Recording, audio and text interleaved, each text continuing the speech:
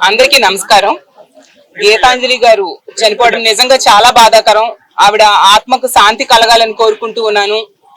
నిజంగా ఇది ఆత్మహత్య కాదు, ఖచ్చితంగా Telugu Desam party, Janasena, social media చేసిన హత్య. ఎందుకంటే అంత ఘోరంగా ఆవిడ సంతోషంతో ఎంత ఆనందంగా తనకి ఇళ్ల పట్టా వచ్చిందని, అమ్మఒడి వచ్చిందని, ప్రభుత్వ పథకాలు వచ్చాయని చాలా సంతోషంగా వ్యక్తం చేస్తే దాన్ని కూడా ట్రోల్ చేసి ఆమెకి మానసిక వ్యాధిని గురై చచ్చిపోయేట్టుగా చేశారు. ఇంత దుర్మార్గులు ఎక్కడా ఉండరు. అది జనసేన, తెలుగుదేశం పార్టీ సోషల్ మీడియాకే చెల్లింది. ఎంత ఘోరం అంటే చనిపోయాక కూడా వాళ్ళ తెలుగుదేశం పార్టీ అఫీషియల్ వెబ్సైట్ లో పెడుతూ ఉన్నారు. చూడండి, చదివి వినిపిస్తాను. రాష్ట్ర ప్రజలందరూ కూడా తెలుసుకోండి, ముఖ్యంగా మహిళలు తెలుసుకోండి, తెలుగుదేశం పార్టీ ఎంత దిగజారిపోయింది. చనిపోయిన వాళ్ళకు కూడా ఆత్మకి శాంతి లేకుండా ఏ విధంగా చేస్తున్నారు మన మహిళలందరూ తెలుసుకోవాల్సిన అవసరం ఉంది.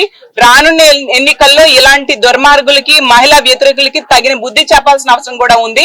వాళ్ళ ఏం పెట్టారు చూడండి అమ్మా. గీతాంజలి మృతిపై ఈ వాస్తవాలు బయటికి రావాలంట.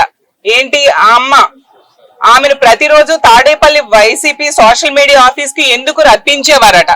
ఆవిడ అసలు సాధారణ గృహిణి, ఆవిడ ఎందుకు సోషల్ మీడియా ఆఫీస్ కు వస్తుంది? అలాగే ఆమె బ్యాంక్ ఖాతాలో ఎందుకు వైసీపీ వాళ్ళు డబ్బులు వేస్తున్నారంట.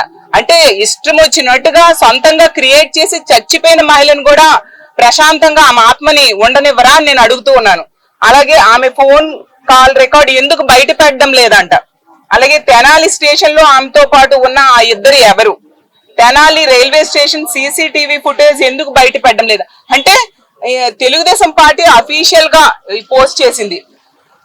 చచ్చిపోయిన మహిళను కూడా ఇంత దారుణంగా ట్రోల్ చేస్తూ ఉన్నారంటే వాళ్ళు ఎంత దుర్మార్గులో అర్థం చేసుకోవచ్చు. అసలు సోషల్ మీడియా మాఫియాగా తయారైపోయింది తెలుగుదేశం గాని జనసేన వీళ్ళ సోషల్ మీడియా.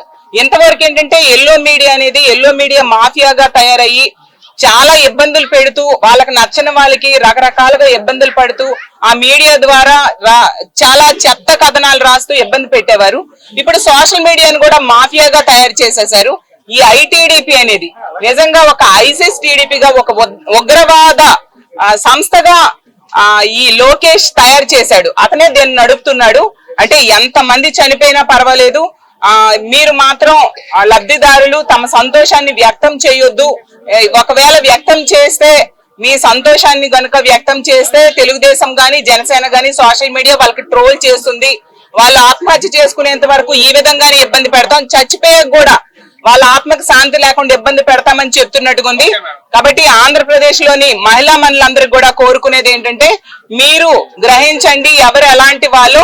ఇలాంటి దుర్మార్గుల్ని రానున్న ఎన్నికల్లో తరిమి కొట్టాల్సిన అవసరం కూడా ఆంధ్రప్రదేశ్ లో ఉన్న మహిళలందరి మీద ఉందని తెలియజేసుకుంటూ సెలవు తీసుకుంటున్నాను.